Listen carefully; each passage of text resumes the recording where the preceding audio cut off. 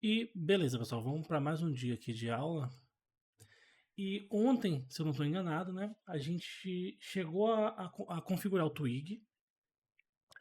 A gente carregou nossa primeira página lá, obviamente com um layout absurdamente simples. E a gente parou por aí, né? Então hoje a gente vai amadurecer um pouquinho mais esse layout aqui, né? Essa aplicação como um todo. Vamos lá. Em uma das aulas eu tinha arrastado a pasta do que a gente gerou, né, que eu pedi para vocês baixarem do template base para aqui para dentro. Só que eu tinha arrastado errado, acabou criando que ficou duplicado o projeto aqui, eu reabri ele e tal.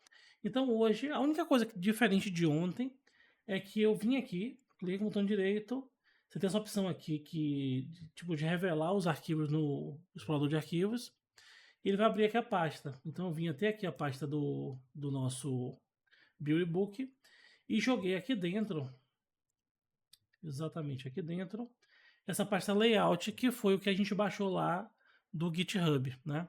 Aquele layout que já estava pronto que eu falei que a gente ia utilizar como base. Então essa pastazinha aqui, o que é que eu vou fazer com ela?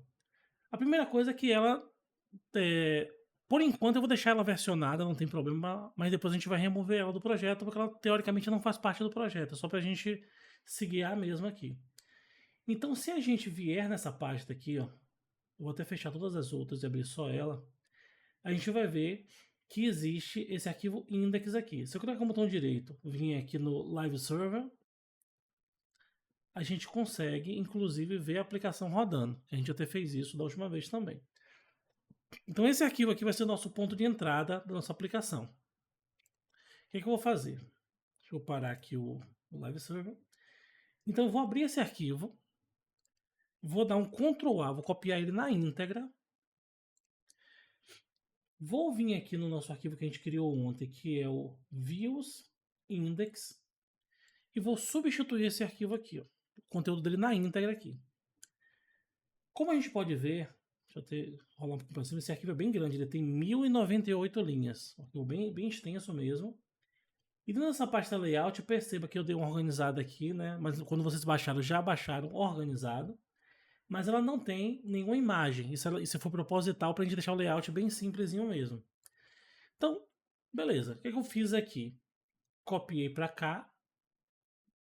E a gente vai executar o projeto aqui, né? Então, php-s, localhost 2.8000, -t, public. Beleza, subiu nosso projeto. Vou vir aqui agora e vou atualizar. Deu aqui um erro nesse dashboard, beleza. Vou vir para cá de novo. Beleza. O que tem esse arquivo aqui? Ó? Vamos lá dar uma olhadinha. Esse arquivo aqui, eu percebo que ele tem esse redirecionamento. Agora que eu lembrei que, na realidade, eu tinha pego um layout base e coloquei um redirect para esse arquivo dashboard. Então, vamos fazer o seguinte. Ao invés de pegar o index, pega esse dashboard aqui. Ó. Pega o conteúdo na íntegra dele. Então, Ctrl C no dashboard, não no index HTML. Vou vir novamente aqui no views index HTML. Vou apagar tudo e vou colocar, de fato, esse arquivo aqui. Que inclusive ele já está até menor, está com 315 páginas. Ele já está mais próximo do que a gente vai, de fato, utilizar. Então, vamos vir aqui. Vou novamente apagar aqui e voltar para o localhost 8000. E agora sim ele está mostrando corretamente o nosso layout. Então essa página aqui, ela já está sendo servida pelo Twig, beleza? O que a gente vai fazer aqui? Como a gente viu na aula de ontem, a gente tem um fluxo que quando a gente acessa localhost 8000, poderia ser qualquer outra porta. Desde que, obviamente, no momento que eu subir o servidor, eu configurasse uma porta diferente. Então, quando eu subo esse servidor e alguém acessa esse endereço, ele bate no index. Do index, ele vai para o arquivo de rotas. Ele identifica quem ele vai chamar, que no nosso caso é um controlador. Ele vai para o controlador. O controlador identifica que tem que carregar uma view, carrega a view, monta a resposta e devolve essa resposta em HTML. Olha a quantidade de coisas que aconteceu, né? Então, o que a gente vai fazer aqui? Muitas vezes pode acontecer de eu querer passar uma informação que está no controlador para o nosso arquivo de visualização, né? Nosso arquivo de template HTML. Então, no nosso caso aqui, a gente tem esse Hello Controller, que inclusive a gente vai renomear ele, que não faz sentido mais o Hello Controller, era só um exemplo naquele começo. A gente pode fazer o seguinte, ó. A gente fez isso aqui, desse jeito, e a gente viu que a gente poderia ter um problema aqui de reaproveitamento. Se a gente rodar desse jeito aqui, teria muito código duplicado, porque a gente teria que fazer exatamente o que a gente fez aqui e copiar isso para outros métodos. Não é interessante ficar o tempo todo redefinindo essas coisas. A gente vai ver também como melhorar isso. Mas por hora, o que eu quero mostrar para vocês é o seguinte. Nessa linha 27 aqui, a gente tem esse objeto, essa classe, na verdade, que vai criar um novo objeto que é HTML Response, e ela recebe aqui no método construtor dela o template. Só que ela pode receber uma outra coisa. Essa outra coisa pode ser um array associativo, que eu posso passar algumas informações adicionais para esse construtor também, né? Então o que a gente vai fazer? Na verdade, deixa eu só corrigir aqui dentro. A gente pode passar aqui, ó, no Twig, no método de renderização, um array associativo.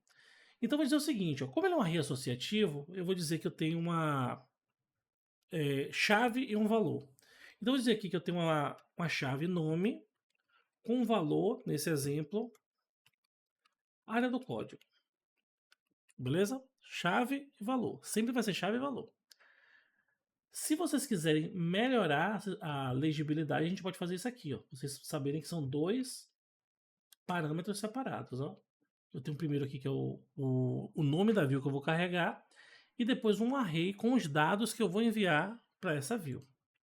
Se eu salvar isso aqui e voltar lá na view, nada mudou, porque ela já está recebendo esses dados, mas a gente não está renderizando ele.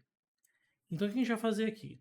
Lá na nossa view, eu posso vir aqui, por exemplo, em qualquer lugar. Deixa eu ver um lugar legal para mostrar isso. Eu tenho esse conteúdo principal aqui. Então ele tem aqui o dashboard, o bem-vindo ao sistema de agendamento. Então aqui embaixo eu vou colocar um H1 com o nome.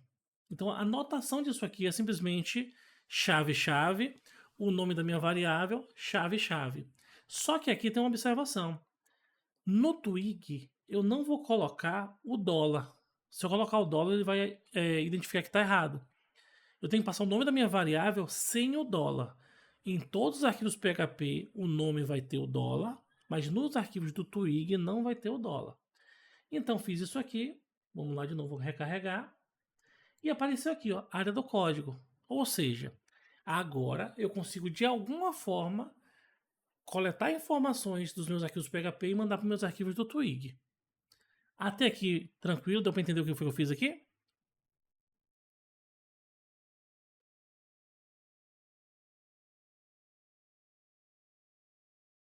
E sim, eu iniciei a gravação. Deu para entender aqui a lógica da coisa? Eu posso passar simplesmente criando um array associativo.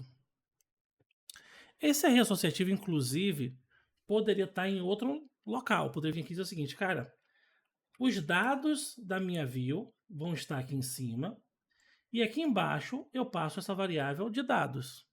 E pode ser feito desse jeito também. Se eu voltar lá, eu vou ter que colocar um valor diferente aqui, ó, só para a gente ver que a informação está vindo de outro lugar. Então eu vou vir aqui e perceba que já está recebendo o dado atualizado. Tranquilo? Interagir aqui no chat. Beleza. Se for surgindo dúvida, vocês podem ir perguntando. Eu, particularmente, eu tenho um jeito de fazer que eu acho bem legal, que é o seguinte. Pensa que eu precisasse passar aqui, por exemplo, também o site. Eu tenho que fazer isso aqui. Automaticamente, meu template agora já tem essas duas informações. Eu poderia vir aqui e dizer o seguinte, ó. A href poderia passar aqui dentro o site e podia botar o seguinte, ó, site.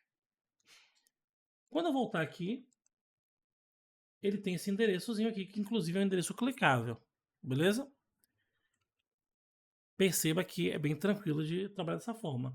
Mas muitas vezes nossas variáveis estão soltas, elas não estão agrupadas desse jeito, só que a gente precisa agrupar isso para mandar para a view. Então a forma como eu gosto de trabalhar é a seguinte: vamos imaginar que a gente tivesse aqui uma variável nome, que receberia a área do código, esse exemplo, né? E uma variável site, que receberia a área do código.com.br nesse exemplo. Então eu não trabalharia desse jeito aqui.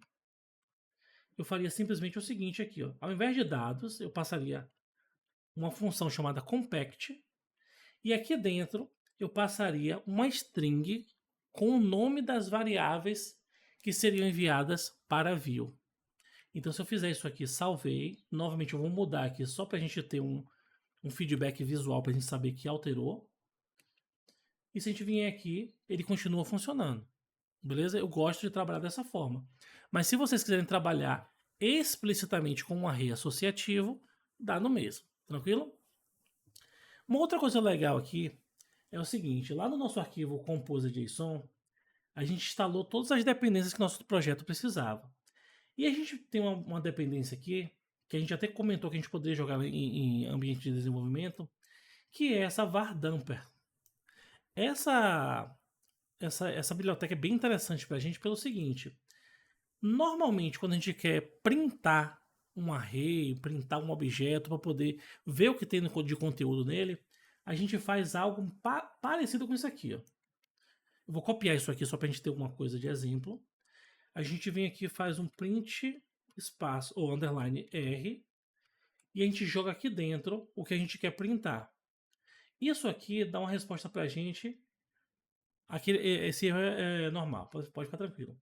Mas ele dá uma resposta para a gente desse jeito. Ele diz que o dado que eu passei para ele é um array e o valor desse array é isso aqui. Ou seja, ele tem uma chave nome com o valor área do código e uma chave site com o valor www tal. Por que está acontecendo esse erro aqui? E esse erro é normal de acontecer. A gente está dando esse comando de print, assim como com o comando de echo, ele é um comando de saída. Então tudo que eu colocar nele vai ser cuspido na tela, né, no HTML gerado. Só que para o Twig, esse objeto de resposta aqui, na verdade nem para o Twig, para o router, esse objeto de resposta é o que vai ser retornado. Então o que ele está dizendo para você é o seguinte: cara, você teve uma saída, você gerou uma saída, né? Essa saída foi enviada, né? Emitida anteriormente à resposta. Então isso gera um problema para mim. Então por isso que ele está dando esse erro. Se eu tivesse jogado esse print lá dentro do template, não geraria esse problema, beleza? Mas foi proposital. Então, ao invés de a gente utilizar esse print, a gente pode utilizar o comando dump. E esse comando dump, ele só existe por causa daquela biblioteca que a gente instalou. Então, com o comando dump, a visualização é essa daqui. Ó. E, inclusive é legal porque a gente consegue interagir. Ó. Então, é muito melhor para a gente visualizar. Agora eu sei que um array tem duas posições e fica bem mais legível para mim. Uma outra coisa que pode acontecer é que muitas vezes você quer depurar o que tem numa variável e você não quer que o programa siga, você quer parar naquele momento. Se esse for o caso, você pode utilizar, ao invés do dump, o dd. Porque o dd significa dump and die, ou seja, faça o dump e mate o código naquele momento. Então, como nesse momento aqui mataria aqui, esse return nunca aconteceria. Então, como o return nunca aconteceu, o router não teria por que acusar que estava com problema. Então, se eu fizer isso aqui, ó, ele mostra minha saída e não dá erro. Beleza? Até aqui tranquilo? Testem aí, né? O projeto está com vocês aí. Como eu comentei, eu não fiz nada de novo aqui, com exceção desse layout aqui que vocês já tinham aí. Eu acho que não há necessidade de eu comitar e subir ainda. Esse código aqui, esse exemplo que a gente fez, que é bem tranquilinho, que foi basicamente essas 3 linhas aqui, dá para vocês replicarem aí e sentir na mão mesmo de como é que isso funciona. Beleza? Então perceba que o compact, ele gera pra gente o quê? Um array. Ou seja, aquele mesmo array que eu teria gerado na mão. Por isso eu gosto de utilizar o compact. E além disso, eu tenho um controle legal aqui, porque eu posso passar para ele somente os nomes dos campos que eu quero enviar. Se eu tirasse, por exemplo, aqui o site, o compact ainda assim seria um array, só que com uma posição só, que é a posição nome. Beleza? Então deixa eu tirar esse cara daqui e volta para o layout como estava anteriormente, que é esse aqui. Beleza? Considerando que não tem nenhuma dúvida, né? Se tiver dúvida, podem jogar aí no chat. Mas considerando que não tem nenhuma dúvida, eu vou seguir aqui. Então, uma outra coisa legal que a gente pode fazer aqui é o seguinte. Antes da gente seguir, deixa eu tirar isso daqui. Ó.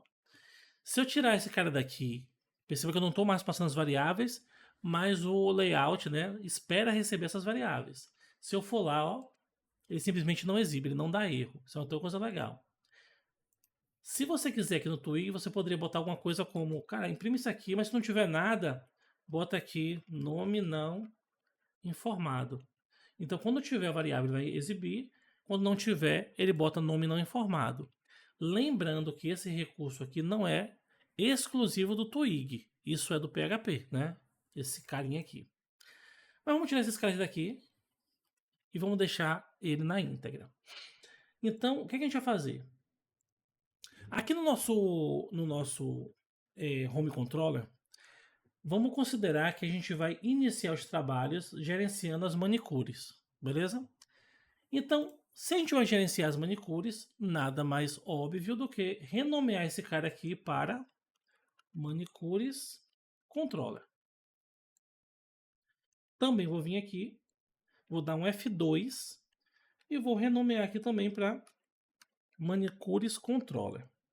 Feito isso, só para ver se vocês estão já aptos aqui com o que a gente vem conversando, eu preciso fazer mais alguma alteração aqui ou só isso já é suficiente? O Paulo perguntou aqui se fosse passado um array como valor, seria realizado na view. Você pode passar o array inteiro, como a gente passou ali, e você também pode fazer com que uma variável receba um array. Só que lá você não pode simplesmente mandar imprimir um array, porque isso é uma limitação do PHP. Ele vai dizer que ele vai dar um erro de array to string conversion. Você está tentando converter um array para string, ele vai dar erro. Aí você poderia até receber lá como um array, mas lá você faz a extração do que você de fato quer. Por exemplo, se eu só quero a posição 0, eu vou lá e digo, cara, ao invés de imprimir o array todo, imprima só a posição 0 ou algo do tipo, beleza? Então, ó, se eu vier desse jeitinho aqui que está aqui e recarregar a página, ele vai dar um erro. E sempre que possível eu vou deixar esses erros acontecerem para que a gente possa ler juntos e entender como resolver. Então perceba que ele diz o que pra gente aqui, ó. Eu não posso resolver um callable, né, para essa rota. Então quando ele dá esse problema aqui de callable for this route, isso aqui tem a ver com o quê? Com o nosso arquivo de rotas. E tem a ver por quê? Porque a gente modificou o nome da classe e não atualizou aqui.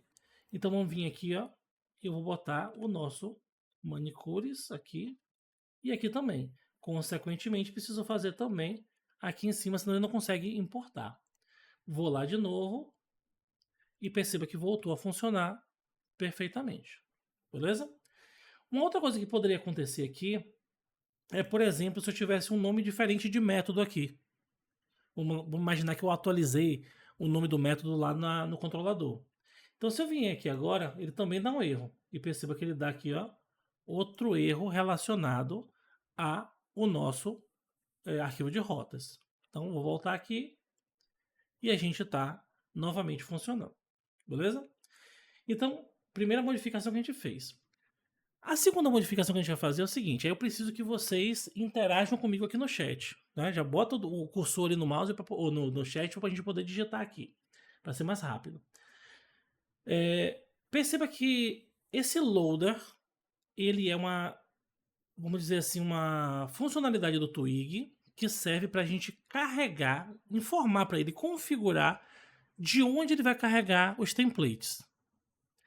Aí eu lhe pergunto, somente manicure, somente a listagem de manicure, porque eu vou precisar ter uma tela para listar as manicures, uma outra para cadastrar uma manicure nova, uma outra para atualizar uma manicure, eu vou precisar de uma tela para o dashboard, para o sistema de login, ou seja, eu tenho tela para várias coisas.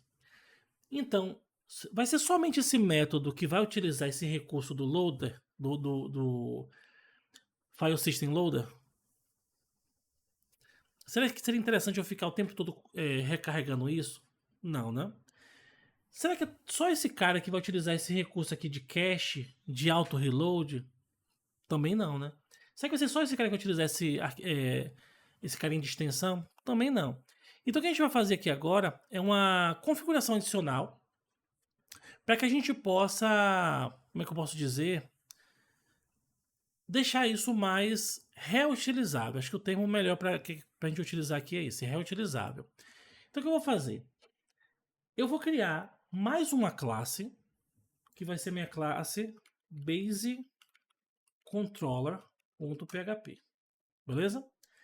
E aí, tudo que for comum para todos os controladores, porque em algum momento eu preciso ter, se a gente voltar aqui na tela, eu vou precisar ter um controlador para autenticação, eu vou precisar ter um controlador para clientes, eu vou precisar ter um controlador para horários, outro para agendamento, outro para estoque.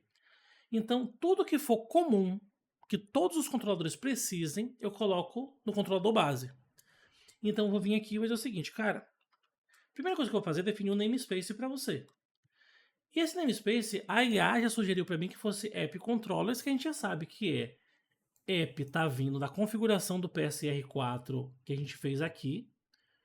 Então, por isso que é app. Ele já sabe que quando eu fizer app, ele está apontando, na verdade, para SRC. E o controllers é porque é o nome da nossa pastinha dentro de SRC, que é aqui, ó, controllers. Então, tem que respeitar aqui que está com C maiúsculo, está no plural, tem que ser do mesmo jeitinho, né? Então, beleza. O que eu vou fazer agora? Eu vou vir aqui e vou criar uma classe baseController. Novamente, ele já identificou isso e já sugeriu pra gente. Uma outra coisa que a gente vai fazer, eu percebo que ele até já entendeu que ele precisaria trazer o loader para cá. Então, eu vou vir aqui, ó, e vou copiar tudo que está aqui dentro, com exceção desse daqui de baixo. Vou pegar tudo que está aqui e vou trazer para cá. Só que eu não posso simplesmente trazer para cá de qualquer jeito. Eu teria que colocar ele em algum lugar que eu pudesse, mais para frente, reaproveitar esse cara, né? Então o que eu posso fazer aqui é o seguinte. Vou vir aqui, vou construir para mim um construtor, né? Public function construtor. E eu vou dizer o seguinte, cara, nesse construtor eu quero ter essas coisinhas aqui. Perceba que ele já começou a dar erro aqui do file system, né? Então vou vir aqui e dizer, cara, importa para mim esse cara.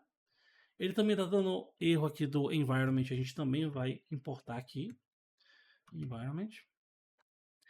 E ele também está dando erro aqui do debug extension, que eu também vou importar ele aqui pra gente. Só que perceba que todas essas variáveis aqui, elas estão locais. Então, se elas estão locais, elas só existem dentro do escopo dessa função aqui.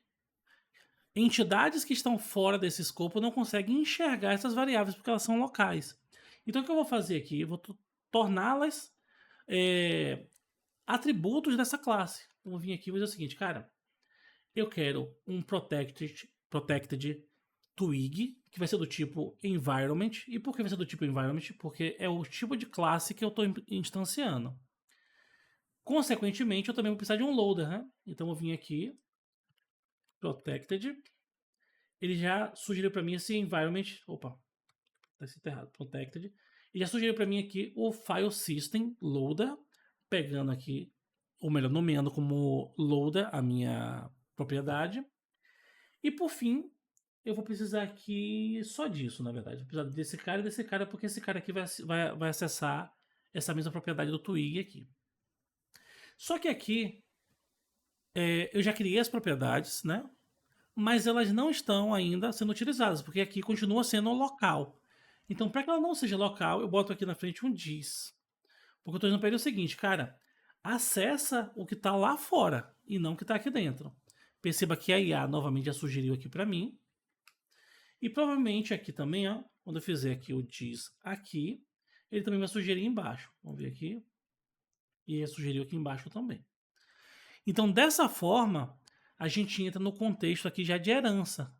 Porque quando eu estender isso, a gente vai poder reutilizar esse método. Mas aí vamos lá. Por que esse cara aqui é público e por que esse cara aqui é protegido? Público significa que tanto eu quanto qualquer descendente que eu tenha, eles podem ter acesso a essas propriedades, né? Quando tem um protected, no caso o público até fora também consegue. O protected somente eu e meus descendentes direto conseguem ter acesso. E o private somente a própria classe tem acesso. Como a minha ideia aqui é que eu possa reaproveitar isso em classes filhas, então é melhor o protected. O public fica muito aberto e outras coisas e outras entidades do nosso sistema que porventura pudessem alterar isso poderia dar problema. Então para mim não é interessante public. Mas o Protected se torna interessante porque eu tenho um controle que somente eu ou meus filhos conseguem alterar. Então aqui, o que eu vou fazer agora? Eu vou começar a enxugar o meu manicure. O que eu vou fazer agora? Eu não preciso mais de você, né? Esses caras aqui. Deixa eu ver aqui. Não preciso de você. Só que para que eu possa ter acesso aqui, por exemplo, a esse Twig Render, o que eu tenho que fazer aqui em cima? Estender, né, extents de quem? De Base Controller. Beleza? Perceba que nesse caso aqui ele não dá problema porque tanto o Manicure Controller quanto o Base Controller estão na mesma pasta, então ele consegue enxergar. Se tivesse em outra, eu precisaria fazer importação aqui com o Use. Então, esses caras, como foram para o Base Controller, eu posso tirar daqui. Só que aí tem um detalhe. Já comecei a enxugar meu código, certo? Perceba que o Twig está dizendo, cara, essa variável é local. E eu não estou enxergando nenhuma variável local chamada Twig aqui, ó. Para mim é indefinido, não foi definido nenhuma variável com o nome Twig. Então, para fazer isso, como eu estou estendendo de Base Controller, tudo que eu tenho aqui, eu tenho lá também. Então, o que eu vou fazer? Eu posso vir aqui e dizer que eu quero acessar dis_twig, porque vai pegar esse cara aqui. Então, vamos vir aqui, eu vou dar um dis_twig. A partir daqui, ele começa a pegar lá da minha Base Controller, beleza? Vamos dar uma acessada aqui e vamos ver o que acontece. Vim aqui, continua funcionando. Só que agora o meu controlador está muito mais enxuto. Só tenho isso aqui. Até aqui tranquilo, pessoal? Vão me confirmando aí.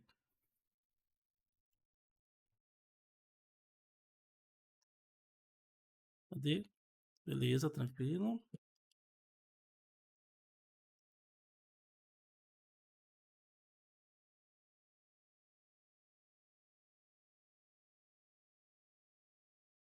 Beleza, aparentemente todo mundo ok. Sobre a questão do Protect, seria por questão de segurança ou apenas organização? Os dois, na verdade, mas mais por segurança. Quando eu falo segurança, não é segurança assim de alguém hackear a aplicação. É uma segurança de que, por exemplo, no futuro, como a gente viu, a gente vai precisar crescer a aplicação e outras pessoas podem querer trabalhar nesse projeto. Podem querer ou precisar trabalhar nesse projeto. Aí vamos lá. Daqui 6 meses, daqui 1 ano, será que você lembra tudo que você fez aqui? Muito provavelmente não. Então, isso pode proteger até mesmo você de você mesmo. Porque você pode acabar acessando algo que você não deveria acessar e gerar um problema. Um exemplo é o seguinte: pensa que você hoje, eu até gosto de dar esse exemplo, inclusive nas aulas, né? Pensa que você hoje tem um carro. E aí você tem uma propriedade nesse carro que você deixou como pública. E a propriedade desse carro é a velocidade máxima. E você tem um método acelerar, que nesse método acelerar, você define todas as regras de como vai ser a aceleração. E aí nesse método você diz o seguinte, cara, se a velocidade tiver se caso acelerar agora, a velocidade passe da velocidade máxima, então não acelere. O limite é aqui. Só que como você tem a propriedade lá pública, outra parte do sistema pode chegar lá e dizer, cara, o limite de velocidade que a gente tinha setado como 180 km por hora, eu vou colocar como 1800. O seu método não foi alterado, mas ele começa a enxergar o novo valor, que é 1800. E aí seu carro vai ficar lá um foguete da NASA. De tão rápido que vai ficar. Isso é um exemplo, obviamente, que poderia ser utilizado em jogos, por exemplo. É uma falha de segurança, mas uma segurança do seu código em si, e não da aplicação em si. Óbvio, a soma de algumas coisas poderia também gerar uma falha de segurança maior. Por exemplo, se essa variável que recebe esse valor, o ponto que alterou ela receber esse dado de via externa, a pessoa, caso perceba esse comportamento, pode setar um valor maior e acabar alterando o comportamento da sua aplicação. Então é importante que a gente sempre enxergue e dê acesso o mais restrito possível. Se eu sei que eu só vou usar aqui, não tem por que eu deixar público. Se eu sei que nem aqui eu vou usar, eu só vou usar na própria classe, aí eu deixo como privado. Beleza? Então vamos lá. Uma outra coisa que a gente pode fazer aqui. Deixa eu ver. Ah, beleza. Outra coisa que a gente pode fazer aqui é o seguinte. Perceba que eu estou acessando o Twig Render. Isso não chega a ser um problema. Mas dá para melhorar ainda mais esse cara. Eu poderia vir aqui e dizer o seguinte, ó. No meu Basic Controller, eu vou ter outro método aqui. Então, public function. Eu vou chamar de render. Esse cara, por sua vez, ele vai devolver para mim um response. E aqui dentro, perceba que, como eu falei, nem sempre ele sugere o que a gente de fato quer. Então, vou apagar isso aqui. E aqui dentro eu vou dizer o seguinte, cara, eu quero retornar, na verdade. Eu quero retornar aqui uma nova HTML response, né? New HTML response. E aqui eu vou passar o quê? O meu distwig render passando um template para lá. Só que se eu fizer desse jeito aqui, o template que eu estou passando para ele é quem? Sempre vai ser index.html. Então o que eu vou fazer? Eu vou dizer, cara, eu vou receber uma string aqui, que é o meu template. E aqui embaixo eu vou passar para esse método aqui o meu template.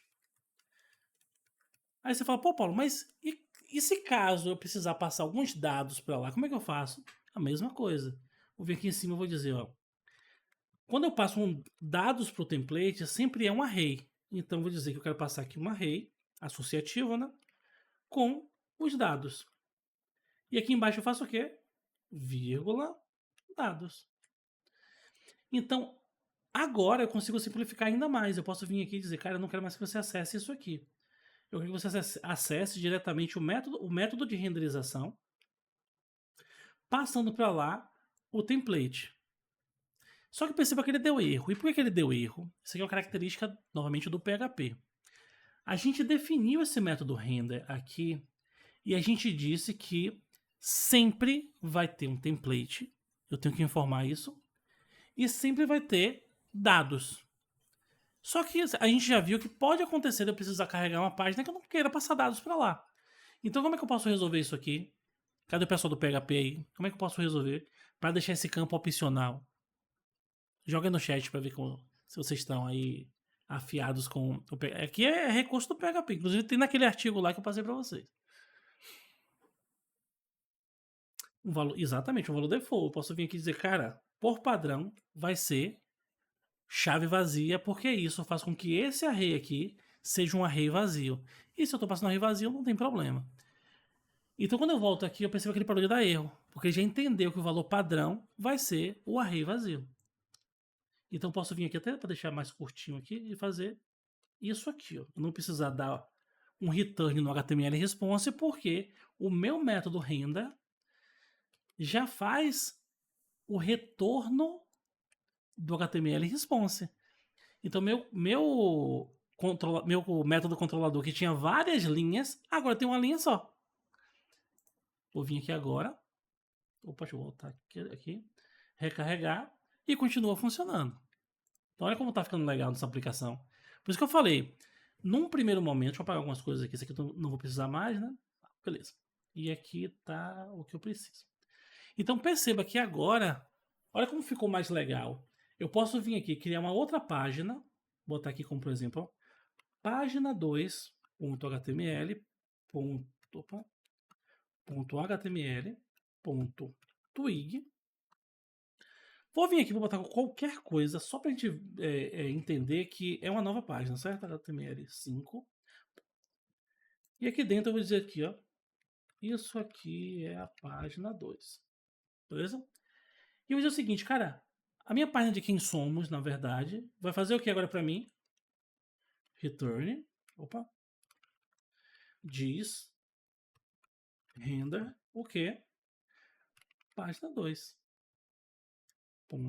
.html.twig. Se eu quiser, eu posso inclusive já colocar dentro da... Porque como vai ser sempre HTML Twig, por exemplo, eu poderia colocar já no meu método render para eu só passar o nome mesmo do cara. Poderia fazer isso aqui, ó. Tirar aqui e tirar aqui. Aqui. Só que para fazer isso aqui, ó, se eu fizer isso desse jeito, ó, vamos lá. Perceba que dá erro. Por quê? Porque ele tentou achar o HTML Twig. Ou melhor, ele tentou achar o index, só que o nome do arquivo é index.html.twig. Então posso vir aqui no meu base e dizer, cara, quando alguém passar o template aqui, ó, concatene isso com o quê? Com o meu html.twig. Então vamos lá.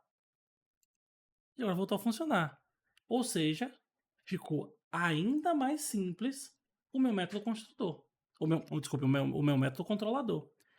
E se eu vier aqui no quem somos agora, já tem uma rota pronta para ele. Se eu botar aqui um barra quem somos, ele vai para a página 2. Então perceba que a gente está tendo um comportamento, para quem já mexeu com Laravel, absurdamente parecido com Laravel. Obviamente que o nome é diferente, no caso do Laravel ele tem lá uma classe, uma funçãozinha utilitária, mas a gente está tendo um comportamento muito parecido. Perfeito sua pergunta, Yolanda.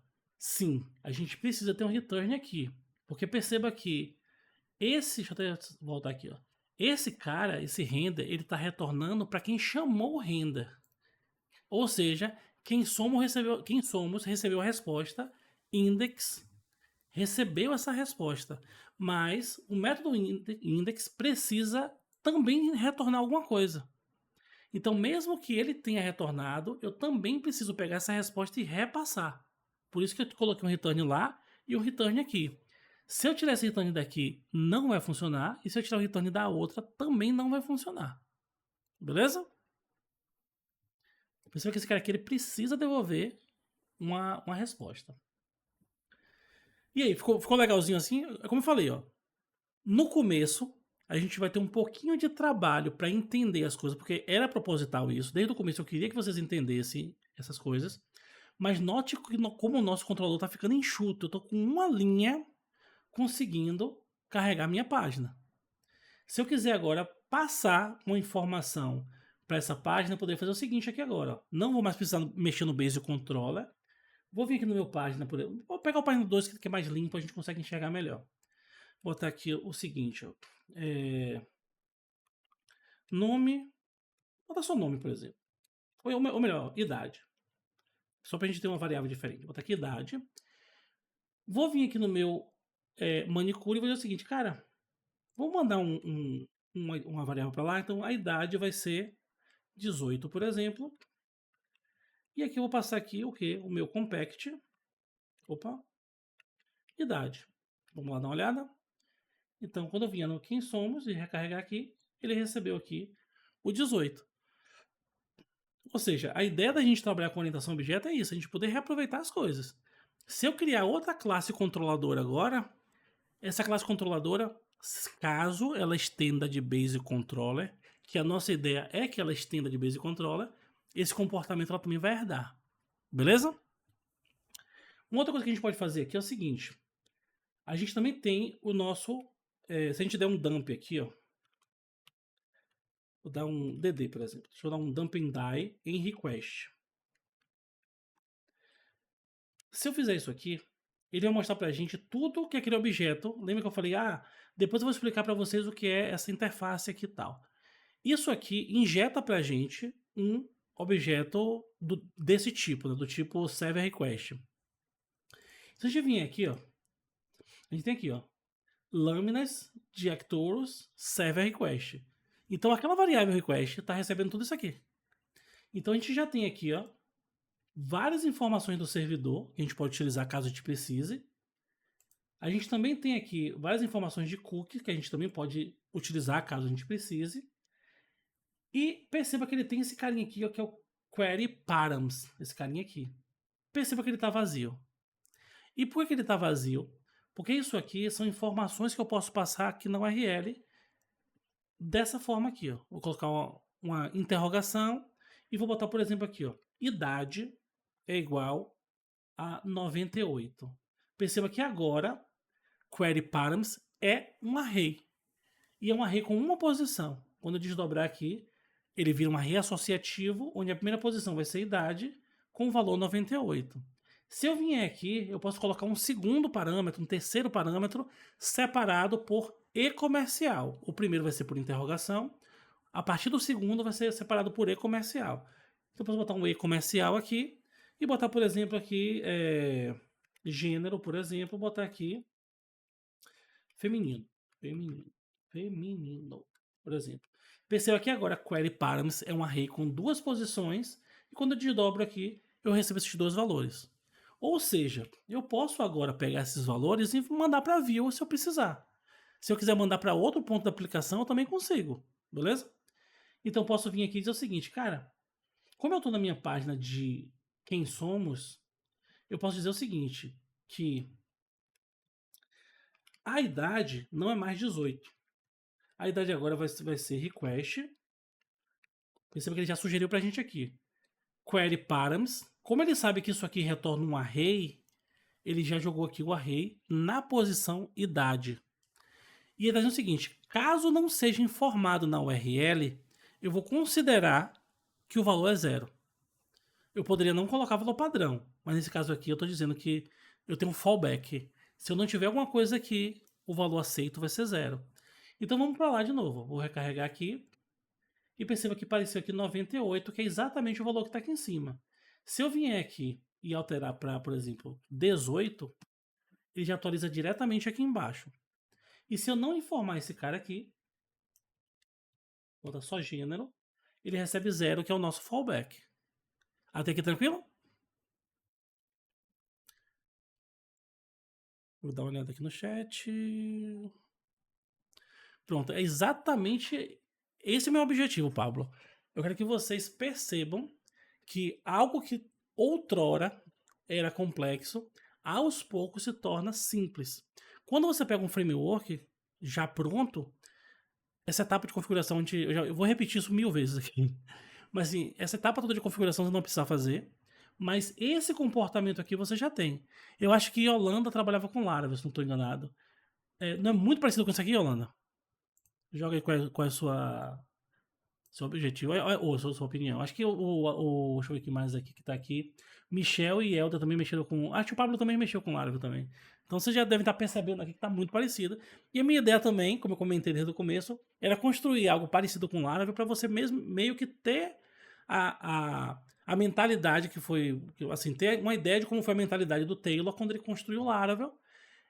E tem em mente que, cara, agora, se eu precisar fazer uma aplicação que não use o Laravel, eu posso pegar solto as bibliotecas, não vou usar framework nenhum, e vou construir minha aplicação. Mas se porventura eu precisar usar o Laravel, já está meio caminho andado aqui para você aprender. Óbvio, a gente tem muita coisa ainda para aprender. Mas o que a gente já viu aqui, perceba que já está muito mais simples do que simplesmente abrir o código, como a gente fez ali no WordPress, e fazer aquela bagunça. Vocês lembram como foi o código do WordPress? Perceba que aqui, ó, ele tá grande, obviamente, porque tem muito HTML, né? Mas se eu chegar aqui, eu simplesmente coloco isso aqui, ao invés de colocar coisas como PHP, eco, idade, ponto e vírgula, tal. Então é muito mais legível colocar simplesmente isso aqui. E isso aqui, inclusive, é uma notação que vocês já estão acostumados em outros frameworks. Se você trabalhar com Vue.js, por exemplo, é exatamente desse jeito aqui. Beleza? Então vamos lá. Lembrando que esse código pode ser usado como exatamente. A ideia é justamente essa. Como eu falei, no final desse treinamento, eu quero que vocês desenvolvam outro app. Quando vocês forem reassistir o curso, né, que eu acredito que em algum momento vocês vão ter a curiosidade de reassistir, ao invés de fazer o mesmo projeto, faz outro. Pega lá uma clínica veterinária, ou qualquer coisa. E outra coisa que eu sugiro para vocês. Tenham em mente que cada ser humano pensa de um jeito diferente. Se você conversar com um amigo, talvez ele diga, não seja bestalhado não faça nada de graça pra ninguém não, tal. Pensem que nesse momento vocês estão num momento de aprendizado. Então vamos imaginar que você tem um vizinho aí, que ele tem de repente um pet shop. Você pode dizer, cara, eu consigo fazer aqui pra você um sistema de gerenciamento do seu pet shop. Vamos bater um papo aqui pra eu entender como é que você trabalha. A gente vai levantar aqui os requisitos, eu vou fazer uma análise prévia ali de como funcionam as coisas e vou construir para você de graça. Eu quero fazer isso de graça para você simplesmente pelo simples fato de colocar em prática o que eu estou estudando na faculdade, o que eu estou estudando nos cursos que eu estou fazendo por fora, o que eu estou estudando sozinho. E aí, quando estiver pronto, a única coisa que eu vou pedir para você é o seguinte: não faz sentido que eu pague o seu servidor. Então você vai pagar ali, sei lá, R$30 por mês, R$40 por mês, a gente pega ali uma VPSzinha, coloca a aplicação e você fica pagando somente isso aí por mês. E não precisa me pagar nada. O meu pagamento já foi o meu conhecimento que eu adquiri aqui. Agora imagina que você fez isso, deu certo, o sistema rodou e você validou que tá ok. A próximo pet shop que você for, você já tem um sistema pronto. Você pode inclusive vender o mesmo sistema para outra pessoa. Então assim, obviamente eu não estou ensinando para vocês o modelo de negócio, não. Estou dizendo que são coisas que é uma forma, inclusive, de adquirir experiência. Diferente de um engenheiro, diferente de um médico, diferente de um advogado, que o cara precisa se formar, fazer um exame de ordem, alguma coisa, para só então começar a trabalhar, só então começar a adquirir experiência, vocês conseguem começar a adquirir experiência desde o dia 1, criando seus próprios projetos. Essa é uma grande vantagem aqui da TI. Beleza? Então vamos lá, a gente já viu que essa página 2 aqui foi só de exemplo, né? Então vou arrancar lá fora aqui, delete. A gente viu também que o nosso routes, a gente já tem aqui quem somos. A gente não vai precisar desse quem somos aqui por enquanto.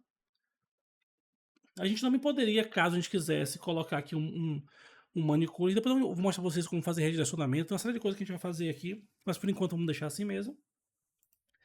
E acho que é só isso. E esse método aqui, quem somos, eu não vou precisar também. Então vamos arrancar ele fora.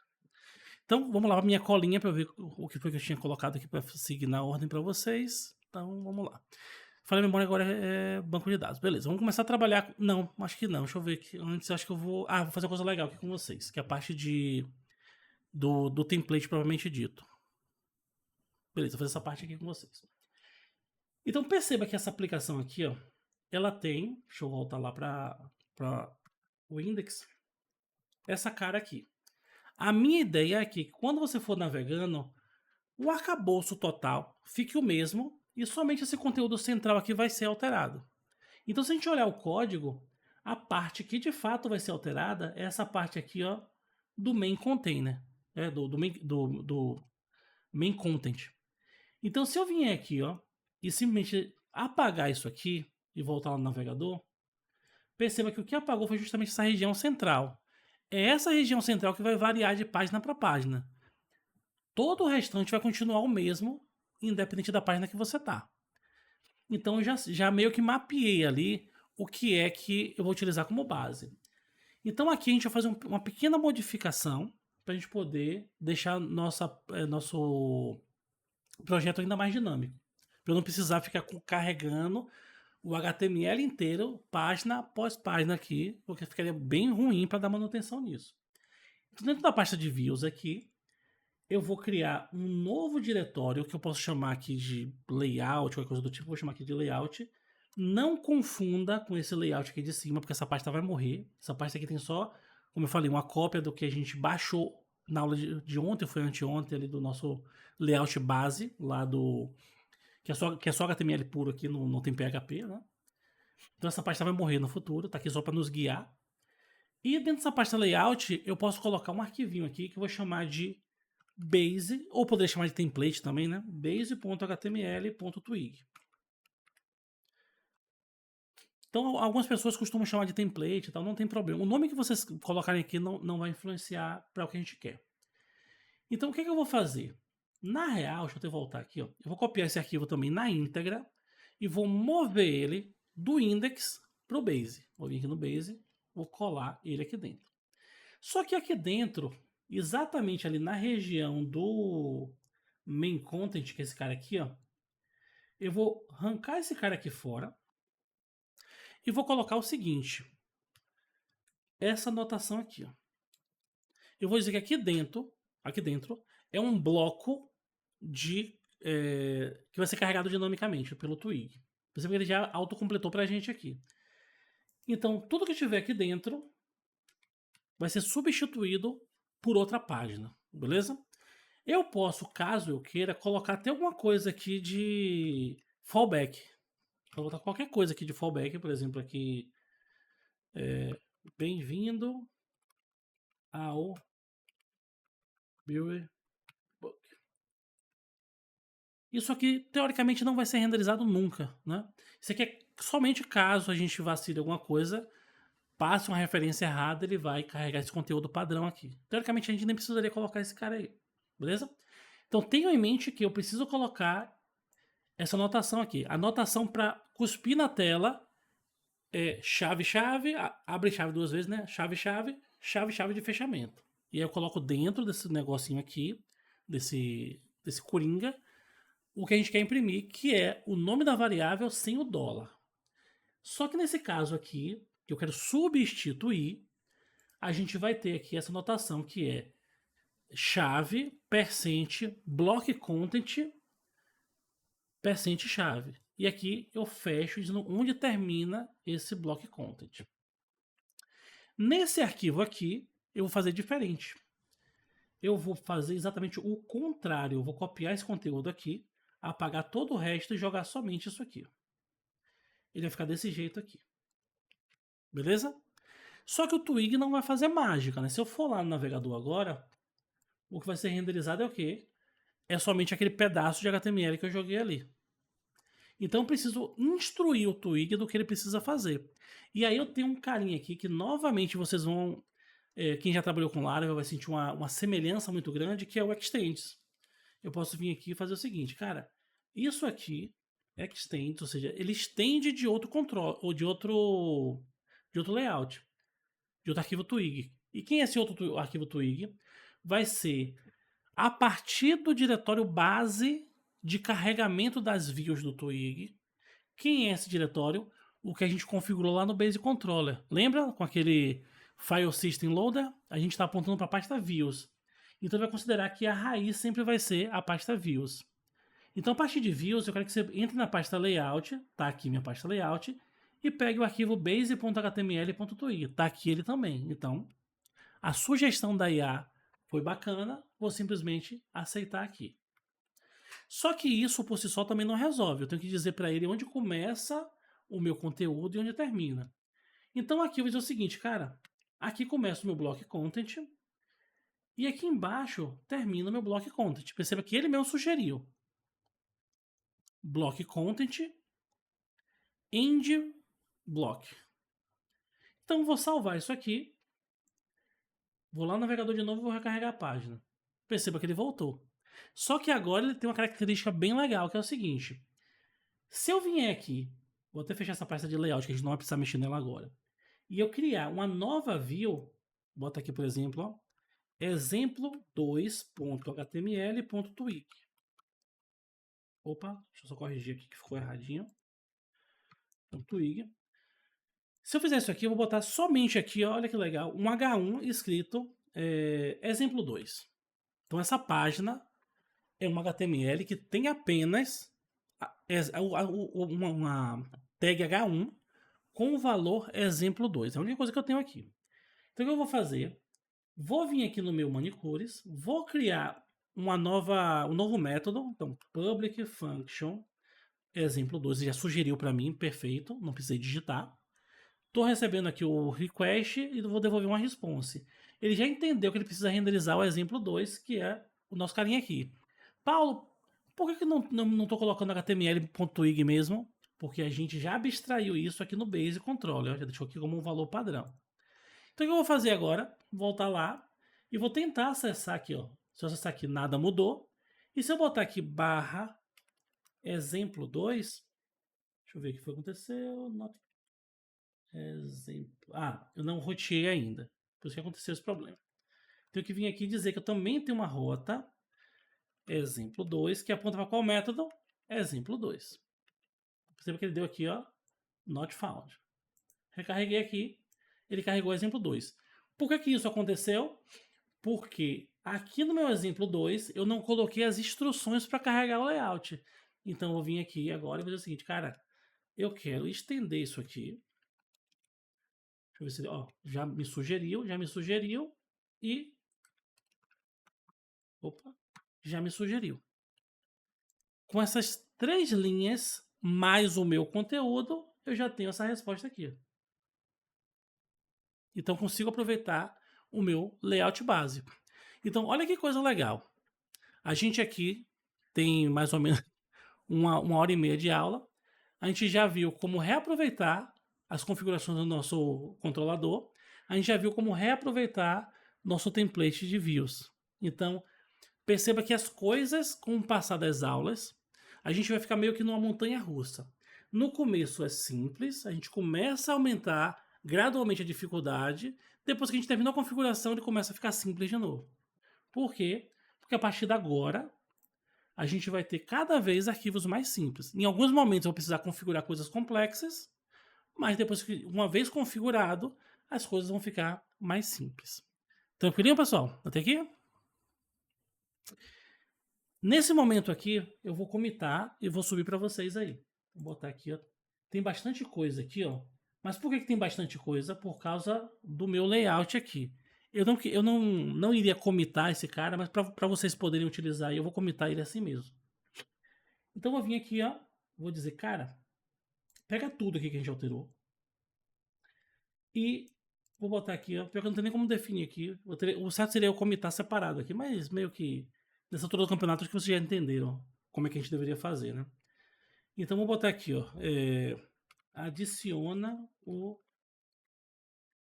template base da aplicação. E vou subir isso para vocês.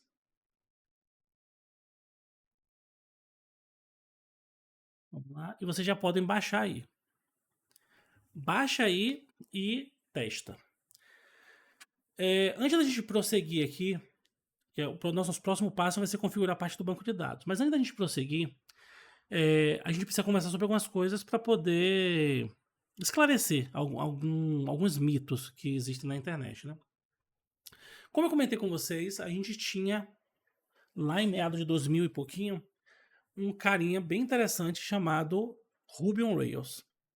Esse cara meio que modificou, ele foi um divisor de águas, ele modificou a forma como as pessoas construíam frameworks para aplicações web e, consequentemente, a forma como a gente construía aplicações web. Então, essa forma como eu estou fazendo aqui herda um pouco do Ruby on Rails também, certo? Na verdade, herda muito do Ruby on Rails, para ser bem sincero. Só que assim, de uns anos para cá, a gente começou a ter uma separação ainda maior do que é front-end para o que é back-end. E aí começou a surgir alguns frameworks voltados para um conceito relativamente novo chamado Single Page Application. O que seria esse Single Page Application? A gente tem uma aplicação inteira rodando no navegador, que é uma aplicação front-end. Essa aplicação ela utiliza um recurso que foi... se a gente for pegar um pouquinho da história, ela foi criada pela Microsoft. Lá, eu não vou nem chutar a data aqui que eu não lembro exatamente, mas a gente pode pesquisar aqui. Ó. Tinha um carinha chamado XML HTTP Request. Esse cara aqui, ó, ele foi criado... Deixa eu ver aqui quando é que foi o negócio. Aqui não vai ter data não, mas enfim. É velho. É um negócio bem velho. Então, esse cara aqui ele foi lançado e aí ele trouxe um conceito completamente diferente, porque por mais que as coisas que a gente esteja fazendo aqui estejam renderizando muito rápido, no servidor web a gente depende da latência de rede. Então, trafegar a aplicação inteira, que inclusive é uma das características negativas do PHP, como eu comentei com vocês, eu acho que foi na aula de ontem, que a gente precisa reconstruir todo o bootstrap da aplicação, fazer tudo isso, para só então exibir na tela e depois a gente joga tudo fora, descarta tudo, para na próxima requisição construir tudo de novo, mesmo que a gente esteja na mesma aplicação, a simples troca de uma tela para outra reconstrói tudo. Isso acabava sendo um problema. Então, a Microsoft, né, e algumas outras empresas estavam pensando em formas de resolver isso. Eu tô falando da Microsoft, eu tenho quase certeza que foi a Microsoft. Eu lembro que, se minha memória não tá me pregando uma peça, foi a Microsoft que criou assim. Então ele criou esse conceito aqui de XML HTTP Request, que a ideia era o quê? Inicialmente, era carregar conteúdo XML por JavaScript e a gente atualizaria não mais a página inteira. Era só um pedaço da página. Então isso para a época foi uma revolução. E foi tão bom que até hoje a gente tem isso. Óbvio, o que a gente usa hoje não é a mesma coisa na íntegra, né? Foram criados outros recursos para fazer a mesma coisa. Que inclusive, quando vocês vêm aqui no navegador e vocês dão, por exemplo, aqui um F12, vem aqui em Network, perceba que vocês podem fazer um debug aqui. Na verdade não é um debug, mas você pode fazer um trace de tudo que está acontecendo no navegador. E quando você mantém essa aba aqui aberta, ele mostra tudo que está acontecendo em relação às requisições, não importa o tipo. Mas eu posso vir aqui e dizer, cara, eu só quero ver as requisições que trouxeram alguma imagem. Então se eu recarregar aqui, ó, somente trouxe arquivo SVG, que são arquivos de imagem. Se eu marcasse CSS, ele marcaria somente as requisições que trouxeram algum arquivo CSS de estilo, que folha de estilo, JavaScript, fontes e coisas do tipo. Mas se eu vim aqui em fetch.xhr, ele mostra para mim somente as requisições assíncronas, que foram feitas por meio de fetch ou XHR. Como eu falei, eu não vou ser leviano de dizer que ninguém mais usa XHR, mas eu não vejo as pessoas utilizando mais XHR. XHR é a abreviação de XML HTTP Request. A gente utiliza mais o padrão fetch. Mas ele está aqui, se você utilizar, dá para ver dessa forma. Quiser trabalhar também com WebSocket ou outras coisas aqui, a gente consegue também dar uma olhada aqui fazer uma depuração aqui por essa aba aqui de network do navegador. Então, dada essa característica, uma das primeiras aplicações que tiraram proveito massivo disso foi o Gmail. Então, como deu certo para o Gmail, muitas outras aplicações começaram a fazer, e aí culminou que surgiu alguns frameworks que tiraram bastante proveito disso. O primeiro deles foi o saudoso jQuery, que muita gente tenta matar, mas até hoje vive. Dificilmente você vai ver novos projetos com jQuery, mas a depender de onde você vai trabalhar, você vê muita coisa legada que ainda usa jQuery até hoje. Então talvez você precise aprender esse cara. Apesar de que esse cara, ele resolveu um problema muito sério. Acho que eu não sei se eu conversei sobre ele aqui, mas sendo bem rápido aqui. A gente tinha um problema no passado que a gente precisava fazer código para cada navegador. E o jQuery assim, resolveu o problema dizendo o seguinte, cara, ao invés de você aprender um JavaScript para o Mozilla, outro JavaScript para o IE, outro JavaScript para o Chrome, aprenda jQuery, aprenda a minha notação, e eu, por debaixo dos panos, faço as conversões para você e deixo sua aplicação rodar em qualquer lugar. Então isso foi muito bom. A gente teve muita evolução no JavaScript por causa desse cara. Inclusive, algumas coisas que ele tem aqui, como isso aqui, ó. Isso aqui seria a mesma coisa de fazer um query selector. No passado a gente não tinha um query selector. A gente passou a ter por causa do jQuery. Se a gente olhar aqui, por exemplo, isso aqui, ó, Ajax é uma requisição desse tipo, né? Uma requisição que a gente chama, esse XML HTTP request e coisas do tipo foram apelidadas de Ajax, requisição Ajax. Então a gente tinha como fazer isso aqui também com jQuery. Só que em dado momento, o jQuery começou a meio que parar no tempo. Ele resolvia um problema específico, mas as aplicações começaram a ter outros tipos de problema. E aí o Google criou um cara chamado AngularJS. AngularJS. Que é esse cara aqui. Então, com esse cara aqui, a forma como a gente escrevia a aplicação mudou, porque a gente começou a trabalhar com programação reativa. Esse cara explodiu, muita gente começou a utilizar, só que aí ele começou a ter um problema de performance. Quando a gente começava a construir aplicações maiores, ele não lidava bem com a forma de construção dos componentes visuais no front-end. E algumas aplicações mais pesadas começaram a ter problema de performance. E aí o pessoal falou o seguinte, cara, vamos tentar criar coisas diferentes aqui. E novas bibliotecas foram surgindo. Ele não conseguia fazer a mesma coisa que as outras bibliotecas faziam, porque a base de código dele não permitia. Então eles tiveram que reescrever, o time do Google teve que reescrever a aplicação. E aí eles cometeram um erro. Naquela época, eles foram muito visionários, eles foram muito à frente do seu tempo. E disseram o seguinte, cara, como a gente vai precisar escrever uma outra aplicação, a gente não vai mais chamar de AngularJS, a gente vai chamar simplesmente de Angular. Então, popularmente a gente chamava de Angular 2, mas era simplesmente Angular. Então existe hoje o AngularJS, que é um projeto legado que morreu em 2022, né? E a gente tem o Angular. Então a gente pode ter aplicações dos dois aí, se vocês podem se deparar no mercado com essas duas tecnologias. São coisas distintas, que tem um histórico em comum, mas são aplicações distintas. Só que aí quando ele criou o Angular, ele falou o seguinte, vamos tirar proveito de uma coisa bacana que a Microsoft lançou, que é o TypeScript. Só que naquela época a galera não estava acostumada com TypeScript e falou, cara, eu não vou ter que aprender outro framework e ter que aprender outra linguagem. Eu não vou fazer isso. E foi aí que outros frameworks começaram a se popularizar, como o React, Vue, porque eles se mantiveram no JavaScript. Depois que o TypeScript começou a amadurecer mais e ser mais disseminado na comunidade, tanto o Vue quanto o React começaram a adotar o TypeScript, só que aí o Angular já tinha perdido bastante mercado.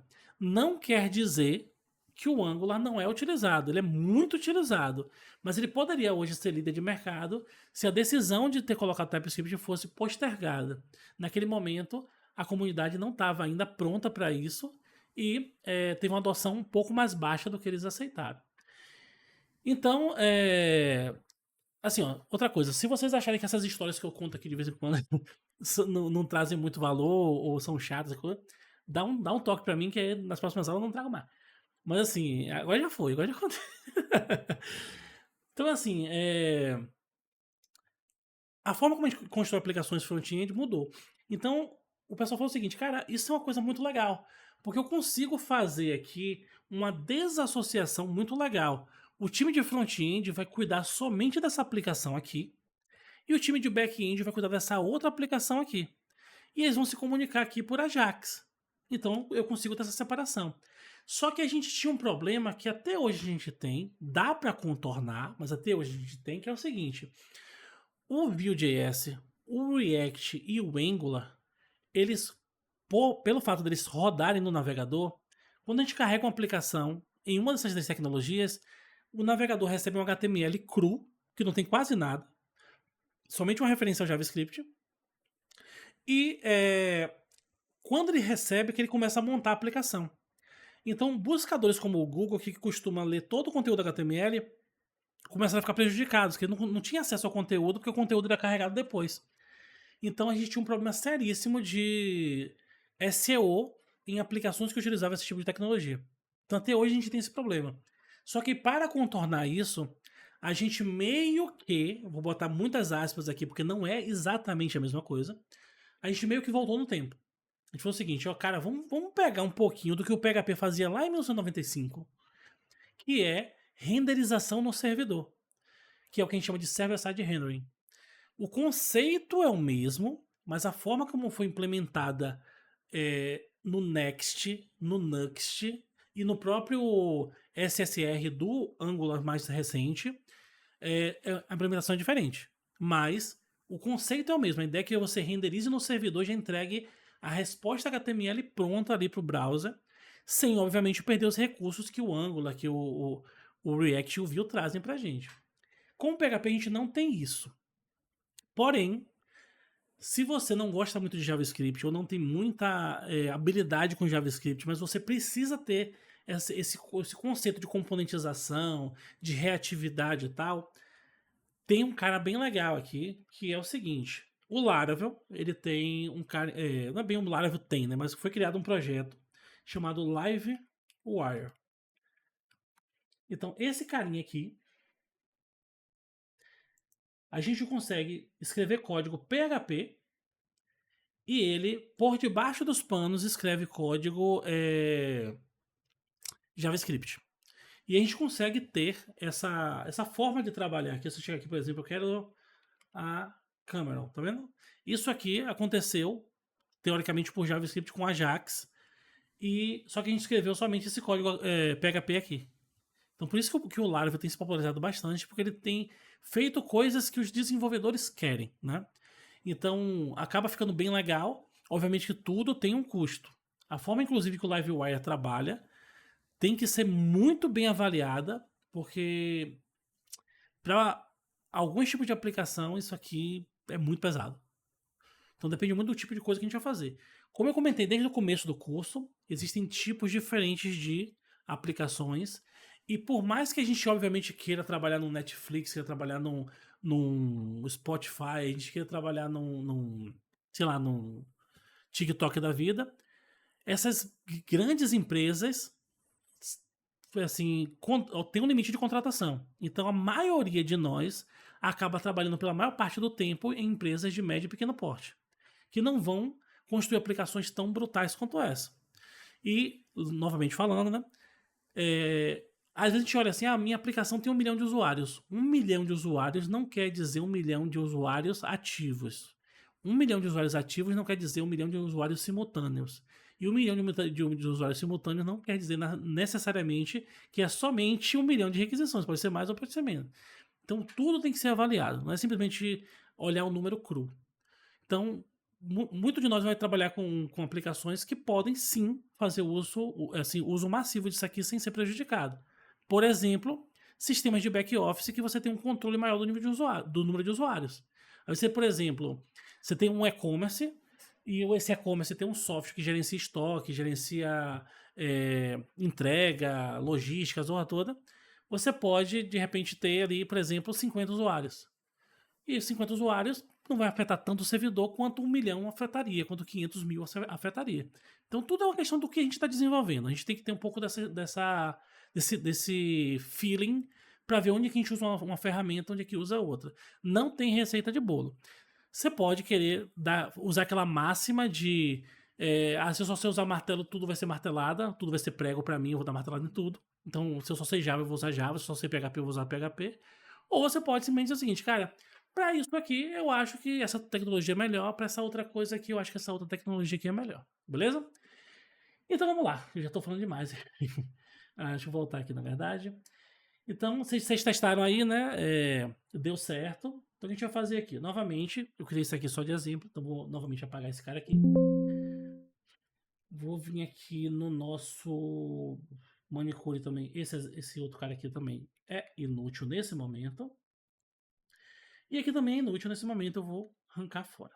Beleza? O que eu vou fazer aqui agora? Deixa eu ir novamente na minha colinha pra eu não me perder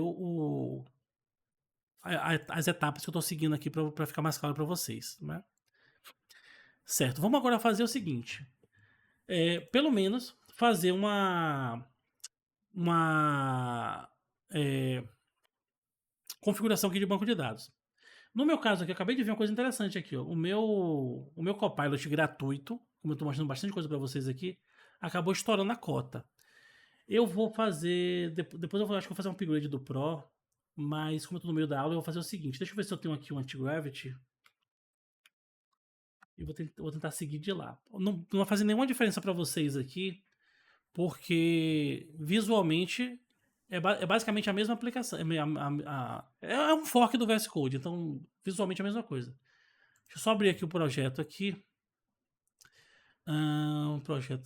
Projetos, curso férias. Deixa eu pegar esse cara aqui. Deixa eu ver se eu tenho alguma coisa rodando aqui. Tenho, deixa eu parar esse cara. Eu vou fechar aqui e vou trazer esse outro software aqui. Mas amanhã eu acho que eu volto a utilizar. Quer dizer, segunda-feira eu volto a utilizar o Copilot mesmo, o VS Code, que eu tô mais acostumado. Então, beleza, eu vou vir aqui.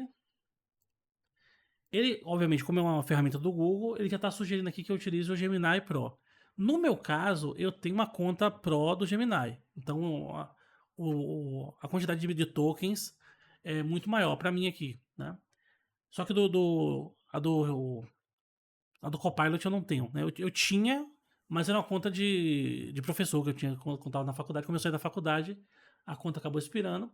Mas isso aqui é minha mesmo, então isso aqui já resolve o problema aqui pra gente. Pelo menos momentâneo aqui. Deixa eu dar um zoom aqui e voltar, né?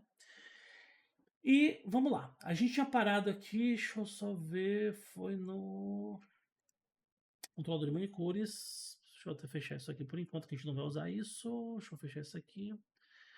Acho que ele, eu não lembro se ele vai trazer aqui meus plugins, mas eu acho que não vai atrapalhar não. Se atrapalhar, eu paro aqui e dou uma configuradazinha aqui. Então vamos lá. Perceba que como eu não estou dando response aqui, o response está vindo de outro método, eu posso arrancar esse cara daqui. Show de bola. Então, o que eu tinha trazido aqui para vocês agora é que a gente vai fazer uma configuração. A gente tem aqui mais uns 30, 40 minutos, acho que dá para a gente fazer sim. Até agora, a gente mexeu na pastinha de controllers e mexeu na pasta de views. Agora a gente vai mexer na pasta de modelos. Eu vou vir aqui e criar uma nova classe, um novo arquivo chamado manicuremodel.php. Beleza? Não necessariamente precisaria ter o nome model, mas eu estou deixando dessa forma porque fica mais próximo de alguns outros frameworks que vocês podem utilizar. Mas se vocês não quiserem utilizar o model, pode ficar tranquilo também, beleza? Alguns outros frameworks têm o costume de colocar alguma coisa controller, alguma coisa model, alguma coisa service, então eu estou sempre mantendo esse padrão, beleza?